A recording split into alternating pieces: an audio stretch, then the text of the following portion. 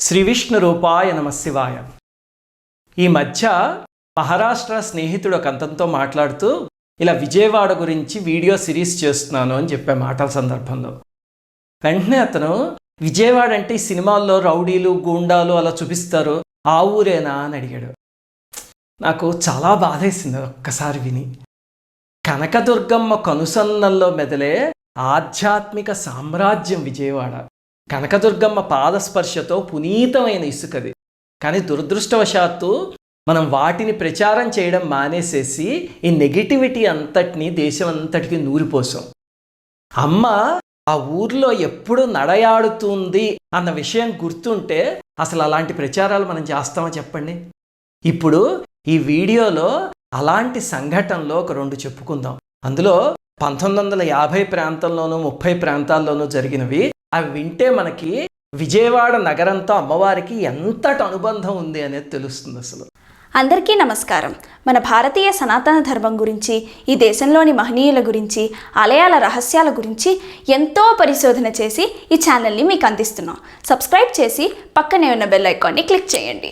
మొట్టమొదటి సంఘటన 1955 ఆ ప్రాంతంలో జరిగింది విజయవాడలో.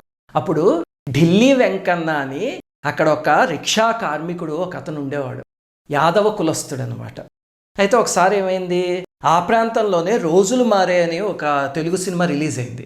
అయ్యది సూపర్ హిట్ అయ్యి తండోపతండాలుగా జనం వెళ్ళడం మొదలుపెట్టారు. ఒకసారి ఈ వెంకన్న ఈ రాత్రి సెకండ్ షో అయిపోయాక వెనక్కి తిరిగి వస్తూ ఉంటే మారుతి టాకీస్ అని ఒకటి ఉండేది విజయవాడలో, చాలామందికి తెలుసు పెద్దవాళ్ళకి. ఆ మారుతి టాకీస్ దగ్గర నుంచి వస్తూ ఉంటే ఒక ముత్తైదు ఒక ఆవిడ ఆ సినిమా హాల్లోంచి బయటకు వస్తున్నట్ట. వస్తూ ఎర్రటి చీర కట్టుకుని, ఇంత కుంకం బొట్టు పెట్టుకుని, పువ్వులు అవన్నీ పెట్టుకుని, గాజులు వేసుకుని చాలా నిండు ముత్తైదు అనమాట.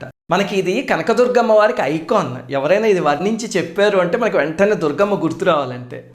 దాంతో ఆ తల్లి బయటకు వచ్చి, నాయన ఇంద్రకీలాద్రి దగ్గరికి వెళ్ళాలి, వస్తావా అని అడిగట. అంటే అలాగేనమ్మా తప్పకుండా వస్తాను అని చెప్పి రిక్షా ఎక్కించుకుని తొక్కుతూ తీసుకువెళ్తున్నాడు. అది అర్ధరాత్రి దాటిపోయింది. ఊరంతా దాదాపుగా నిర్మానుష్యంగా ఉంది. వాళ్ళిద్దరే వెళ్తున్నారు. వెళ్తూ ఉంటే ఒక చోటుకి వెళ్ళేసరికి రిక్షా అప్పు ఎక్కవలసి వచ్చింట. వస్తే నాయన దిగన, నువ్వు కష్టపడుతున్నావు కదా పెద్దవాడివి అంటే, ఏం పర్వాలేదమ్మా, కష్టం అనుకుంటే డబ్బులు ఎక్కడి నుంచి వస్తాయి, కుటుంబం ఎలా నడుస్తుంది, ఏం పర్లేదులే అని చెప్పి అతను కిందకి దిగి మొత్తానికి లాక్కుని తీసుకువెళ్ళాట. వెళ్ళి తీరా ఇంద్రకీలాద్రి దగ్గర బ్రాహ్మణ వీధి అని ఉంది చూడండి, ఆ ప్రాంతం దగ్గరికి వచ్చేసరికి ఆవిడ అడిగారట. అక్కడ చిమ్మ చీకటి నిర్మానుష్యంగా ఉంది, ఒక్క మనిషి కూడా లేడు. దాంతో నాయన అమ్మవారు ఈ నగర సంచారానికి వస్తుంది రాత్రిపూట్లు అంటారు కదా, మరి నీకు ఇలా ఒక్కడివి వెళ్తున్నావు కదా, భయం వేయదా అని అడిగేట. ఆ తల్లి లేలదంతా. అడిగితే వెంటనే అతను అన్నట్ట, మా అమ్మని చూసి నేను ఎప్పుడైనా భయపడ్డాను అమ్మ, ఇంకా కనకదుర్గమ్మని చూసి భయపడ్డం ఎందుకు, మా అమ్మ లాంటిదే కదా, ఇదంతా తల్లి రాజ్యం అమ్మ, ఇక్కడ తప్పుడు పనులు చేసేవాళ్ళు భయపడాలి తప్ప కష్టపడి పొట్టపోసుకునే నేను మా అమ్మని చూసి ఎందుకు భయపడ్డాం అమ్మ అన్నట్ట. చూడండి ఎంత గొప్ప మాట.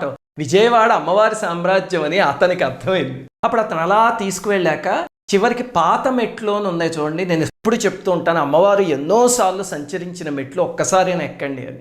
ఆ మెట్ల దగ్గరికి తీసుకొచ్చి ఆపి, అమ్మ ఇంద్రకీలాద్రి అన్నారు కదా, ఏ ఇంటి దగ్గరికి తీసుకెళ్ళాలి చెప్పండి అని అడిగట. వెనకాల నుంచి సమాధానం లే.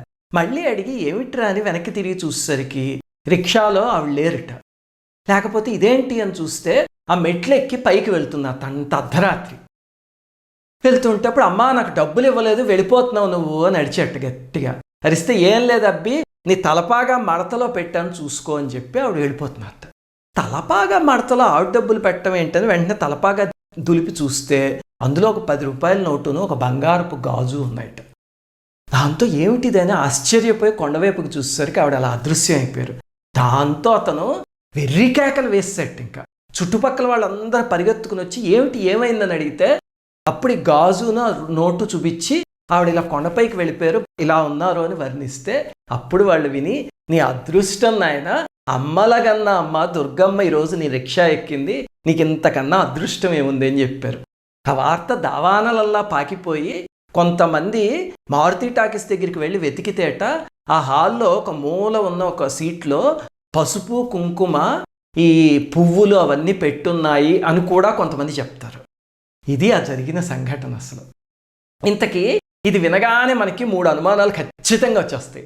మొట్టమొదటి అనుమానం ఏమిటంటే, ఇది ఏమిటండి ఏదో చందమామ కథలా ఉంది, దీనికి సాక్ష్యం ఏది అని. అంతేనా?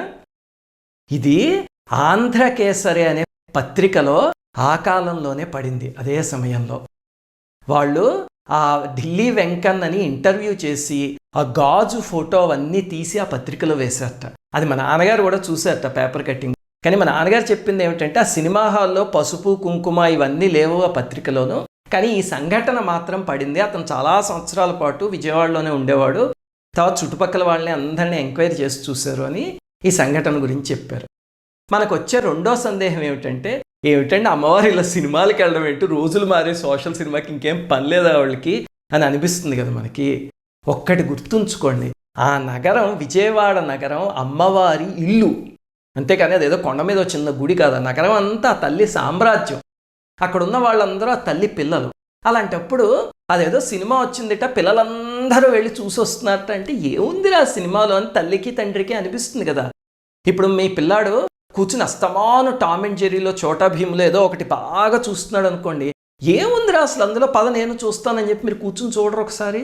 అంతేగాని నేను టామ్ అండ్ జెర్రీ చూడటం ఏంటి, నాకు ఇంత వయస్సు అని అనుకోరు. అప్పటికి పిల్లలు అయిపోయి అలాగ చూస్తారు. అలాగనే అమ్మవారు కూడా తన పిల్లలతో పాటు అది చూడాలనిపించి వెళ్ళి చూసి ఉండొచ్చు. ఇంకా మనకు వచ్చే మూడో సందేహం ఏమిటండి రిక్షా తొక్కే అతనికి అమ్మవారు కనిపించేస్తారండి అని. మనలో ఈ పొగరిని దెబ్బ కొట్టడానికి అమ్మవారు కనిపిస్తారు. మనం సామాన్యంగా ఏమిటంటే, ఏదో మనకి ఇంత డబ్బు ఉంది, లేకపోతే మనం ఏదో పెద్ద ఉపాసన చేస్తున్నాం, అందుకని మన బోటి వాళ్ళకి కనిపిస్తే సరే, కానీ ఓ రిక్షా తొక్కుకునే అతనికి కనిపిస్తే ఏమిటి అని మనకు ఒక జాడ్యం ఉంటుంది మనస్సులో. అది దెబ్బ కొట్టడానికి అమ్మవారు ఇలాంటి లీలలు చేస్తూ ఉంటారు. మన డబ్బు అమ్మవారి ముందు ఎంత, మనం చేసే పూజలు మన ఉపాసన అంత. అమ్మవారికి నిర్మలమైన భక్తి కావాలి. అందుకే ఎప్పుడు ఏ వ్యక్తిని కూడా వృత్తిని బట్టి హీనంగా చూడడం కానీ గొప్పగా చూడడం కానీ చేయకండి, వాళ్ళ వ్యక్తిత్వాన్ని బట్టి చెయ్యండి. అతను రిక్షా తొక్కుకుంటే ఏమిటి, ఇప్పుడు మనలో చాలామంది లంచాలు తీసుకుని ఉద్యోగాలు చేసేవాళ్ళు ఉన్నారా, వాళ్ళందరికన్నా చెమటోడ్చి ఉద్యోగం చేసి సంపాదించుకుంటున్నాడే, అతను చాలా గొప్పవాడు కాదు, మనకన్నా నయం కాదు. అందుకే అమ్మవారు మనలో చాలామందికి ఉండే అలాంటి అహంకారాన్ని తీర్చడానికే ఇలాంటి విచిత్రమైన లీలలు చేస్తూ ఉంటారు. ఇప్పుడు ఇంకొక లీల చూద్దాం, విజయవాడలో అమ్మవారు చేసింది. ఇప్పుడు నేను చెప్పబోయే లీల దాదాపు 1930 ఆ ప్రాంతంలో జరిగిందిట. మిమ్మల్ని అసలు ఒక ప్రశ్న అడుగుతా, సంవత్సరం మొత్తానికి అమ్మవారికి ప్రీతిపాత్రమైన రోజులు ఏవి అంటే ఏం చెప్తారు?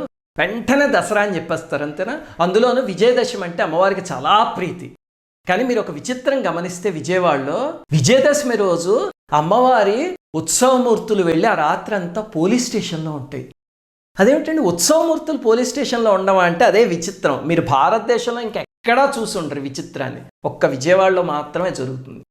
ఎందుకండి అలాగా అంటే దాని వెనకాల ఒక అద్భుతమైన సంఘటన ఉంది. ఏమిటది? ఎప్పుడో 1930లో బ్రిటిష్ వాళ్ళ కాలంలో విజయవాడలో అక్కడ పోలీస్ స్టేషన్ ఉండేది. ఇప్పుడు మనం 1 టౌన్ పోలీస్ స్టేషన్ అంటాం కదా, అందులో ఒక బ్రిటిష్ అధికారి ఎస్ఐ కింద ఉండేవాట. అయితే ఒకరోజు ఏదో అమ్మవారి గురించి మాట్లాడుకుంటూ ఉంటే, మరి వాళ్ళు బ్రిటిషర్లు కదా, వాళ్ళకి మన దేవీ దేవతలు అంటే చులకన. దాంతో అమ్మవారి గురించి చాలా చులకనగా అపహాస్యం చేస్తూ మాట్లాడాడు.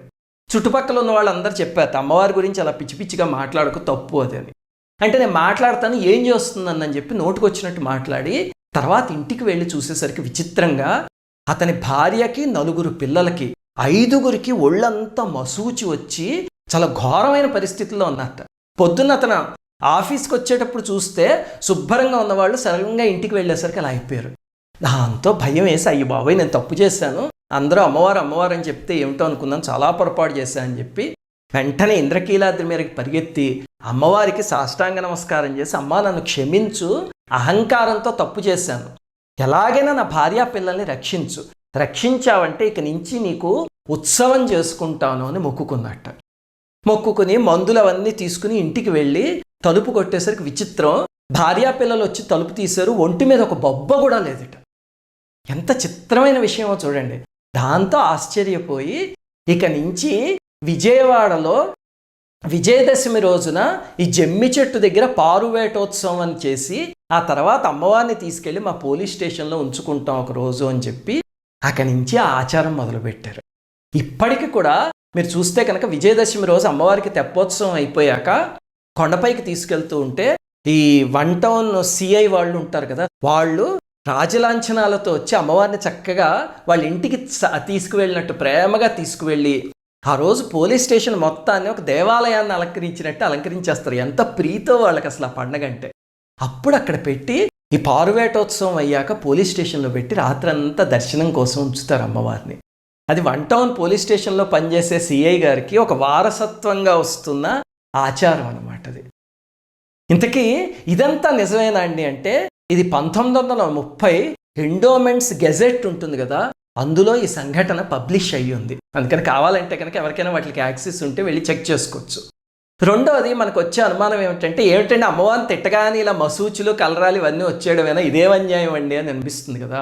ఒకటి గుర్తుపెట్టుకోండి, అమ్మవారు ఏదో ఒక లీల చేసి తన అలాగా పోలీస్ స్టేషన్లో ఒక రోజు ఉందాము అనుకున్నప్పుడు ఈ సంఘటన సృష్టిస్తారు. ఇలాంటిది ఒక చిన్న లీల ఆట ఆడుకున్నట్టు. రెండో ముఖ్యమైనది మనం తీసుకోవాల్సింది ఏమిటంటే, ఇందులోంచి మహాత్ముల గురించి భగవంతుడి గురించి నోరు ఉంది కదా అని నోటికొచ్చినట్టు వాక్కూడదు.